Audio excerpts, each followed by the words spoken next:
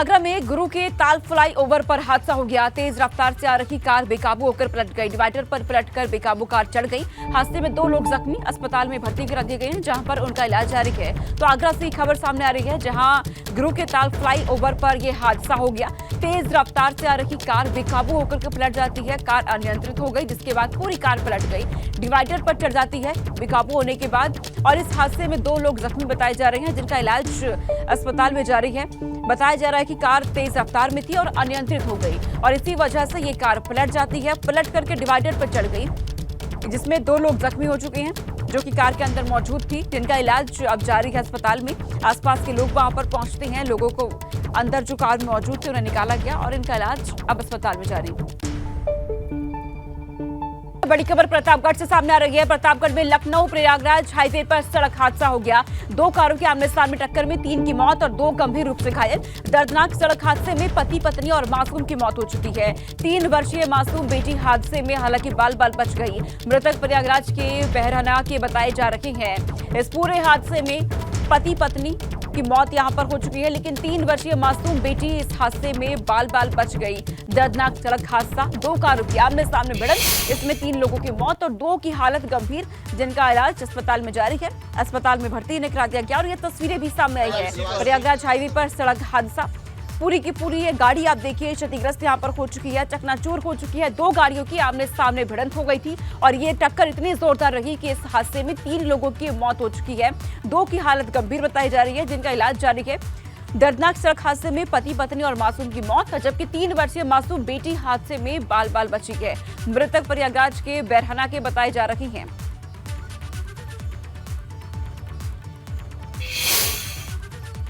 अगली बड़ी खबर प्रतापगढ़ से ही है, जहां लखनऊ वाराणसी हाईवे पर पलटी स्कॉर्पियो कार। सड़क किनारे दुकान में बेकाबू स्कॉर्पियो कार घुस गई। लोगों की सूचना पर मौके पर पुलिस पहुंची। जेसीबी के सहारे स्कॉर्पियो को बाहर निकाला गया। टीलापुर थाना क्षेत्र के मोहनगंज बाजार की ये पूरी घटना, तो जेसीबी के सहारे इस कार को बाहर निकाला गया।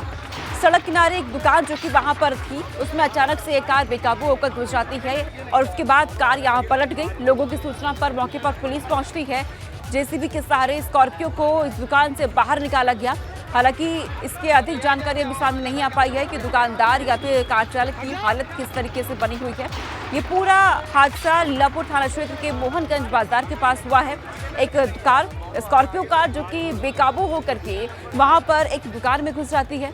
दुकान के अंदर से जेसीबी के सहारे से इस कार को बाहर निकाला गया। ये बड़ा हादसा, मौके पर पुलिस पहुंची, आसपास के लोग वहां पर इकट्ठे हो गए।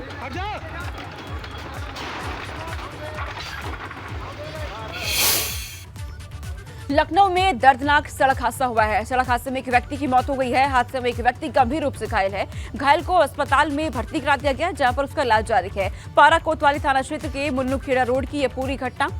सड़क हादसे में एक व्यक्ति की यहां पर मौत हो चुकी है। लखनऊ में यह दर्दनाक सड़क हादसा हुआ और इस हादसे में एक व्यक्ति ने अपनी जान गंवा दी है। हादसे में एक व्यक्ति गंभीर रूप से घायल बताया जा रहा है, जिसे अस्पताल में भर्ती करा दिया गया इलाज के लिए। सीसीटीवी फुटेज के सामने आया है। इन तस्वीरों में दिख रहा है किस तरीके से यह हादसा होता है और उसके बाद एक व्यक्ति की मौके पर मौत हो जाती है, जबकि दूसरा व्यक्ति गंभीर रूप से घायल, जिसका इलाज अस्पताल में जारी है। ये पूरा मामला पारा कोतवाली थाना क्षेत्र के मुन्नूखेड़ा रोड के पास की है, जहां पर यह घटना होती है। भीषण सड़क हादसे में एक व्यक्ति ने अपनी जान गंवा दी है और एक का इलाज जारी है, जो कि गंभीर रूप से घायल बताया जा रहा है। बड़ी खबर मैनपुरी से सामने आ रही है, जहां मामूली विवाद में एक फौजी को गोली मार दी गई। गंभीर रूप से घायल फौजी को इलाज के लिए सैफई रेफर कर दिया गया है। वहीं पुलिस ने गोली मारने वाले आरोपी को गिरफ्तार भी कर लिया है। बताया जा रहा है कि कोतवाली थाना क्षेत्र के अंगौथा में मुरारी भदौरिया नाम के व्यक्ति खेत निकालने जा रहा था, तभी गांव के ही अजीत नाम के व्यक्ति जो कि उधर से गुजर रहा था। मुरारी भदौरिया ने अजीत को खेत से गुजरने में मना कर दिया, तो गुस्से में अजीत ने मुरारी को गोली मार दी। हालांकि इस दौरान वारदात का लाइव वीडियो किसी ने वहां बना लिया। वहां पर मौजूद एक युवक ने ये पूरा वीडियो बना लिया, जो कि तेजी से अब वायरल हो रहा है। तो मामूली कहासुनी के बाद गोली चल गई। हालांकि पुलिस ने आरोपी को गिरफ्तार यहाँ पे कर लिया है। खबर ये मैनपुरी से है, जहां ये मामूली विवाद हो जाता है और ये विवाद इतना बढ़ गया कि वहां पर गोली चल गई और एक फौजी को गोली मार दी गई। गंभीर रूप से घायल फौजी को इलाज के लिए सैफई रेफर कर दिया गया है। पुलिस ने गोली मारने वाले आरोपी को हालांकि गिरफ्तार कर लिया इस पूरे मामले में, लेकिन वहां पर एक मौजूद युवक ने इस पूरे घटना का वीडियो रिकॉर्ड कर लिया, जो कि तेजी से वायरल हो रहा है। कोतवाली थाना क्षेत्र के अंगोथा का ये पूरा वीडियो और ये पूरी घटना।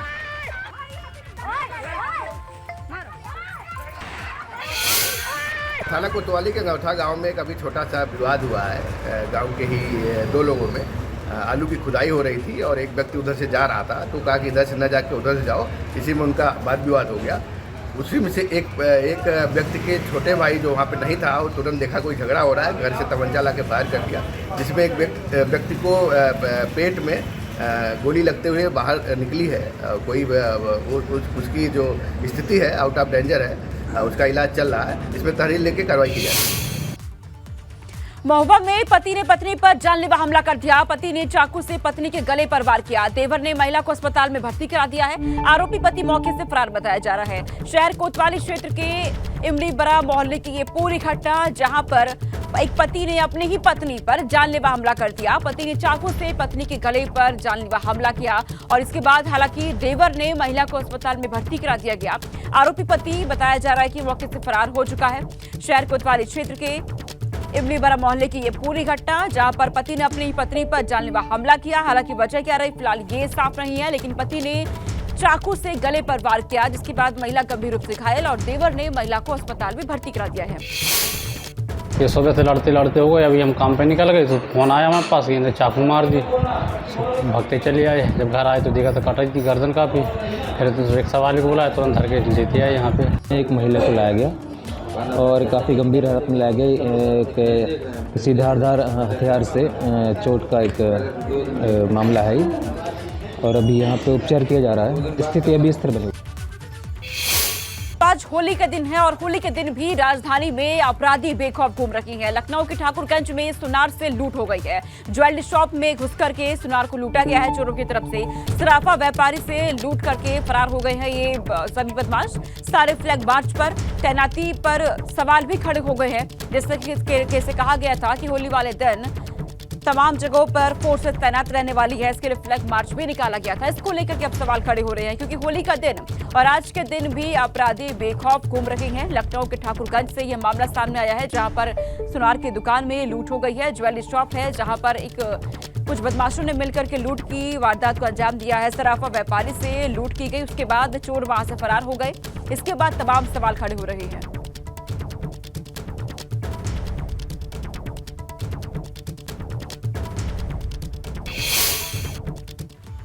खबर बस्ती से है। बस्ती में ड्राइवर ने जमकर के तांडव मचाया है। फुटिया चौराहे पर एक व्यक्ति पर लाठी से हमला बोला।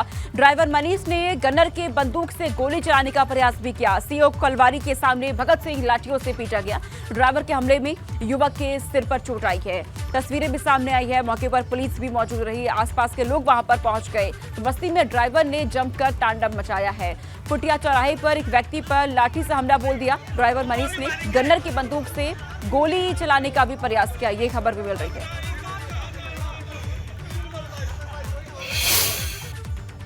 और इस बीच उमेश पाल हत्याकांड से जुड़ी बड़ी खबर सामने आ रही है। शूटर उस्मान ने साबरमती जेल में अतीक अहमद से मुलाकात की थी। यह बड़ा खुलासा हुआ है। 10 लाख के लालच में वारदात में शामिल हुआ था उस्मान। वारदात को अंजाम देने से कुछ दिन पहले ही अतीक अहमद से मुलाकात की थी। साबरमती जेल पहुंच करके कुछ दिन पहले ही पुलिस ने उस्मान का एनकाउंटर कर दिया था। लेकिन यह बड़ा खुलासा इस पूरे मामले में, उमेश पाल हत्याकांड मामले में ये जानकारी अब सामने आई है कि शूटर उस्मान ने साबरमती जेल में अतीक अहमद से मुलाकात की थी। उमेश पाल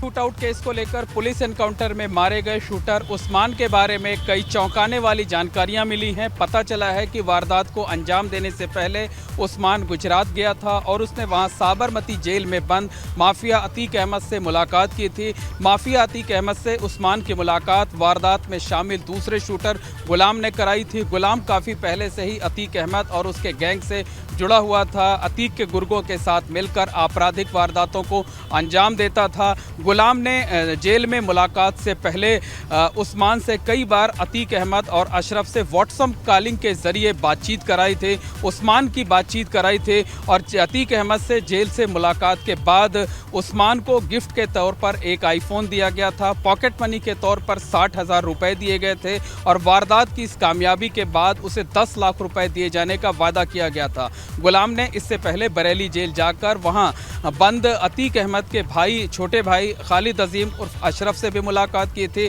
हालांकि उस्मान के बारे में जानकारी मिली है कि वो सिर्फ गुजरात जेल गया था, अतीक अहमद से ही उसकी मुलाकात हुई थी, जबकि अशरफ से व्हाट्सएप कॉलिंग के जरिए कई बार उसकी बातचीत हुई थी। तो उस्मान के बारे में ये भी जानकारी मिली है कि उसने कई साल पहले अपने पड़ोस की एक लड़की को भगाकर उससे लव मैरिज किए थे। इससे उसके परिवार वाले नाराज़ हो गए थे, परिवार वालों ने उसे अलग कर दिया था। चूँकि वो बेरोज़गार था, उसे कोई हुनर नहीं था, उसके पास पैसे नहीं थे, इसलिए 2 साल पहले उसने प्रयागराज के माघ मेले से एक बाइक चुराई थी। चोरी के उस मामले में वो जेल भी गया था।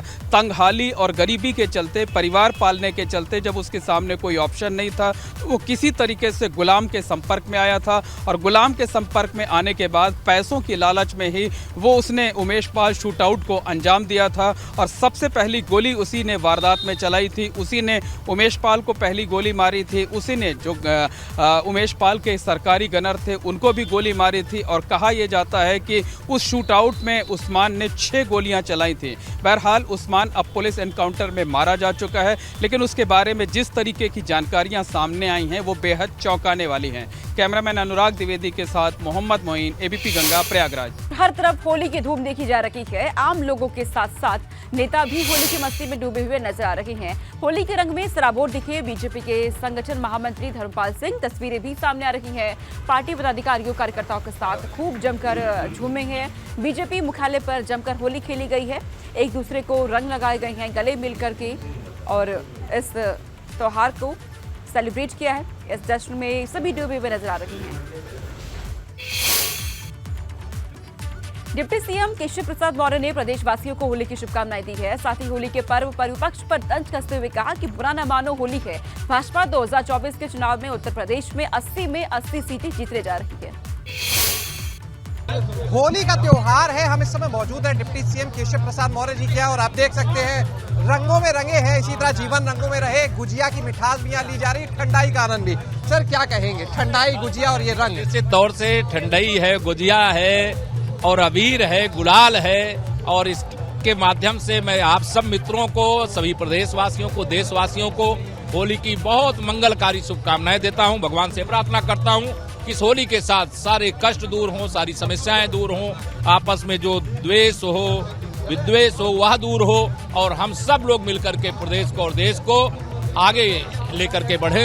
यही मंगल कामनाएं, यही शुभकामनाएं। होली के अवसर पर एक बात कही जाती है, बुरा न मानो होली है, तो एक बुरा न मानो होली के साथ क्या विपक्षियों को कोई संदेश? निश्चित तौर से विपक्ष के मित्रों को भी होली की शुभकामनाएं हैं और इस बात को बुरा न माने। हम 80 की 80 लोकसभा सीटें जीतेंगे और देश में 400 से ज्यादा जीतेंगे, इस बात को बुरा न माने, होली पर यही कहना।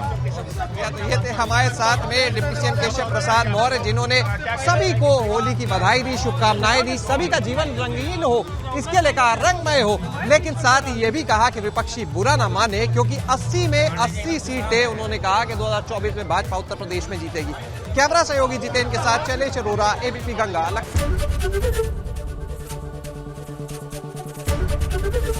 एबीपी गंगा, खबर आपकी, जुबान आपकी।